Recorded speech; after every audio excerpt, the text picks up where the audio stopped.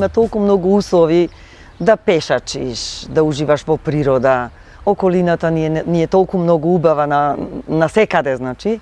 Климата е многу убава, погледот, езерото, планините. Сето тоа е да те исполни душата со позитивна енергија.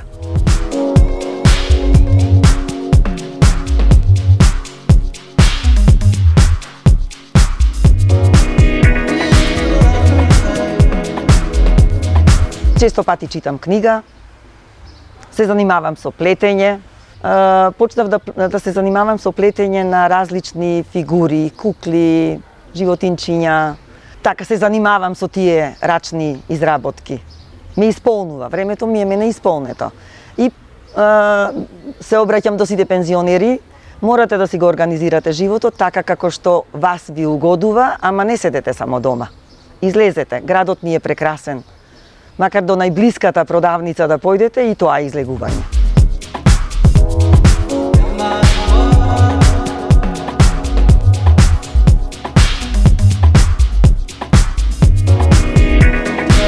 Како да речам, тротоарите малце ни се падни стани, да речам.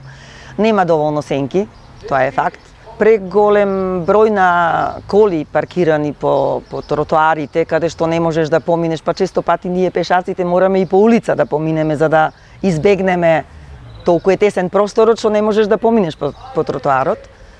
Бидејќи некои од дрвата почнаа да стареат и мораше да се исечат за да се обноват, нови да се стават. Значи пред тоа имавме толку убави сенки. Си одиш по тротоарот со уживање, можеби и коли имаше помал број во градов, па немаше толку многу паркирани, а сега немаме баш добри сенки. Да речеш, ќе одам до град или до пазар, па ајде оваа улица е повеќе под сенка, ќе стигнеш да не ти е премногу жешко.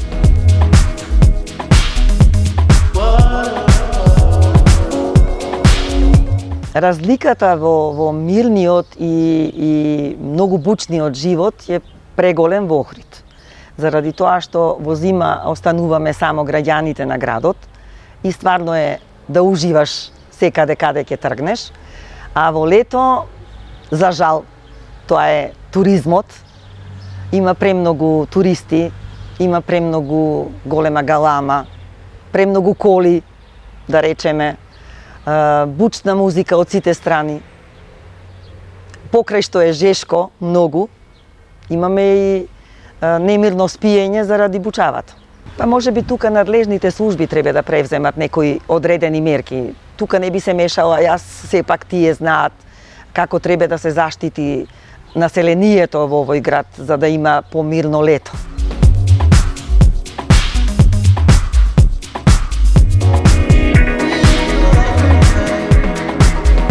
Со самото зголемување на туризмот се зголеми и градењето на згради, колку се потребни или непотребни не знам, и не се внимава воопшто на околината. Порано секоја зграда имаше свое дворно место и сето тоа беше со тревник, со дрва, со скупи, каде што децата можат да си трчаат, да си играат, дали криеница, брканица, што се имаше. Сега сето тоа го нема. Се е бетон. Значи каде да тргнеме се е бетон. Децава едноставно немаат свој простор, а нормално и ние пензионерите, зашто сите баби дедовци сакаме да ги гледаме внучињата пред нас како си играат.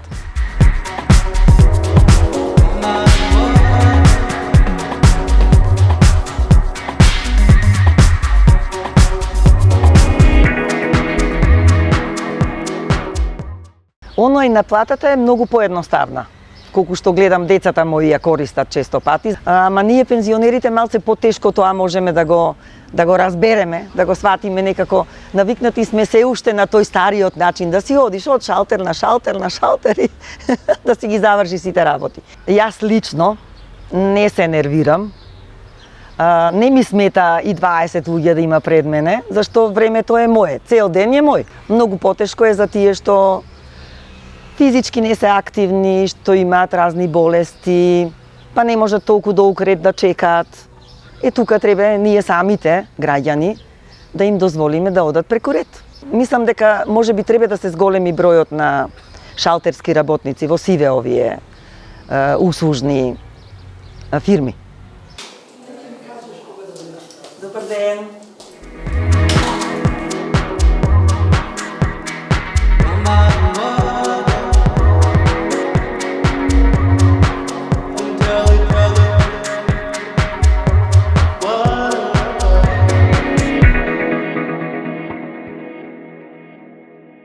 Член сум во Црвениот крст во групата Најди време, која е формирана во 2015 година. Во неј се членуваат само пензионери од град Охрид, со цел стварно да најдеме време, да им помогнеме на тие што навистина се осамени, со повремени телефонски јавувања или ако треба нешто да им се достави, да им се најдеме. Имаме доста корисници, зашто повеќето стари лица во градов се останати сами. И можеби затоа има потреба од еден пензионерски дом, каде што ќе можат сите да бидат згрижени, на тој начин ќе имаат и друштво, и лекарска контрола, и редовна исхрана, што е најбитното за да биде еден човек здрав. За жал тоа го немаме во Охрид. Мислам дека треба малце повеќе локалнава самоуправа да се заангажира. Имаме објекти, не дека немаме, само мала инвестиција да се реновираат и да се адаптираат за тие цели. Тука треба и владата, нормално Министерството за труд и социјала да се завземе. Тамо да одите кошарка, а да правите на секој чекор грешки. Со струга или со струга?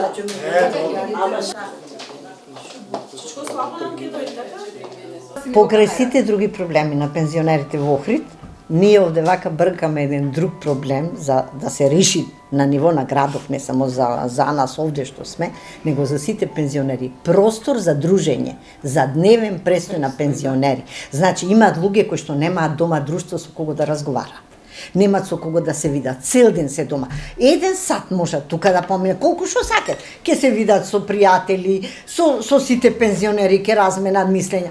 После тоа ние планираме организирање на предавања, здравствени предавања, некои курсеви имаме уметники ни предават за уметноста, ке викниме доктори да обработуваат теми што им треба на пензионерите за здравјето, ќе викниме улепшување на пензионерите, имаме школо во Емуц за фризери, па ќе направат фризурина. Има многу активности што можат да се активираат, ама ако имаме кадар, простор. Пензионерите во Охрид немаат ништо. Друго што е проблем, ниските пензии на пензионерите, затоа што стандардот на пензионерите треба да биде исто со работените лица. Затоа што, ако не исто, тогаш приближно, бидејќи и пензионерите имаат своји трошаци, плюс способноста, работната способност се намалува и не може да остваруваат други дополнителни приходи.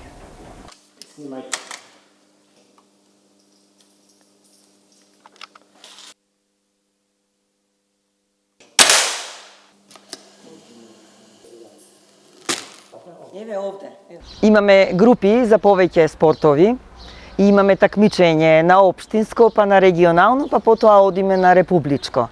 Јас сум член во стрелачката група.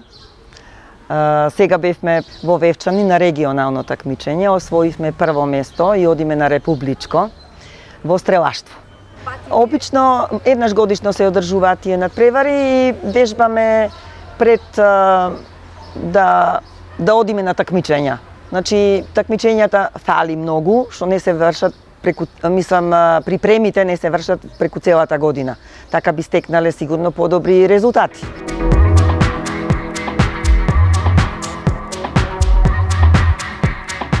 Разочарана сум многу од тоа што традиционалноста на семејствата се наруши со самиот опстанок на младите. Мораат да заминат надвор од државата или во самата држава во други градови се иселуваат заради економски причини, што е најнормално. Со тоа се појави друг проблем. Старите остануваат скроз сами. Додека се двајцата, така може да се грижат еден за друг. Ама кога еден ќе остане, тогаш стварно има потреба од грижа за него. Затоа како заедница треба малце повеќе да се потрудиме да им помогнеме колку што можеме, да им го намалиме стресот од пензионерскиот живот.